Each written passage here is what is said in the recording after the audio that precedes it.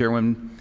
Mr. Secretary, I'm very disappointed in the evasive nature of your answers here today, particularly on our side of the aisle.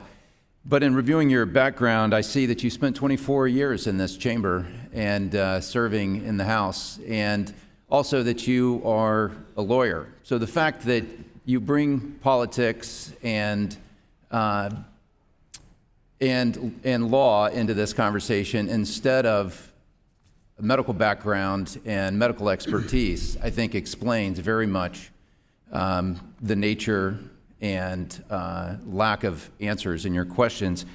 I'm an engineer. I come from a very different sort of background, very new to this whole environment of politics, and I find it astounding that this charade of answers and is allowed to continue. I'll just give you a few examples from your testimony today.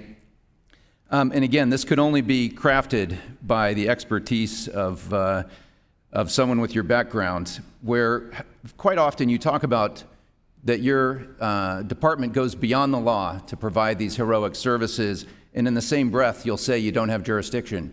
And so, which is it? Because what I have noticed when I go back home and talk to ordinary Americans, that they are incredibly frustrated with people that do not answer directly.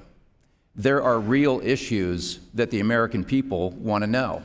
For example, the learning loss and emotional harm done to children as young as 2, forced to wear masks by your department under your leadership, and yet you won't provide an answer.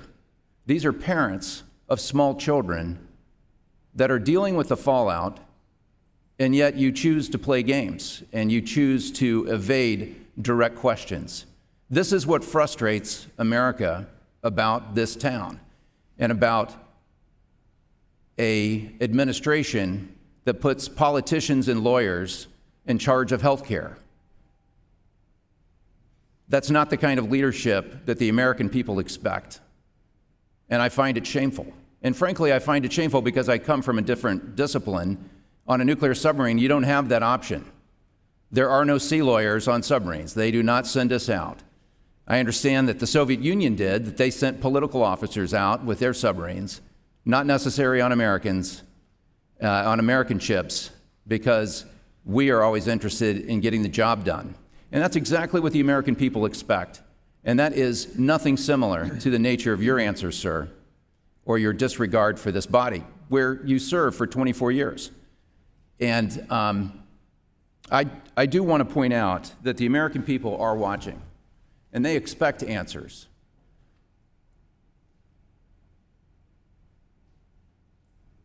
So why did you continue a policy of requiring 2-year-olds to wear masks in the classroom and out on the playground? And what medical benefit did that provide? I hear a question, so you want me to answer the question about That's a question. So as I've said before, Congressman, what we try to do at the Department of Health and Human Services, because we don't operate child care programs, we don't operate school classrooms, we try to provide this evasiveness of Head Start funding, that if you don't require children to wear these masks, comply with our principles, we'll cut off funding. You're saying that's not coercive? You're saying that you, on the one hand, you don't have jurisdiction. This is exactly what I'm talking about. And then on the other hand, that you have this stick that you use with funding? That is so disingenuous, sir. And I will tell you, the American people see through it, and they're sick of it. Do you care to answer the question? What medical benefit was there to masking children 2 years old in the classroom and on the playground? Sir, a medical answer, not a legal answer. I will give you, Congressman, the answer that we got from the medical experts that guided the policies that HHS put forward. And that is that the best precautions that we can take to prevent COVID infection are things like masking, distancing, making sure you're washing your hands, 2-year-olds? getting vaccinated. 2-year-olds.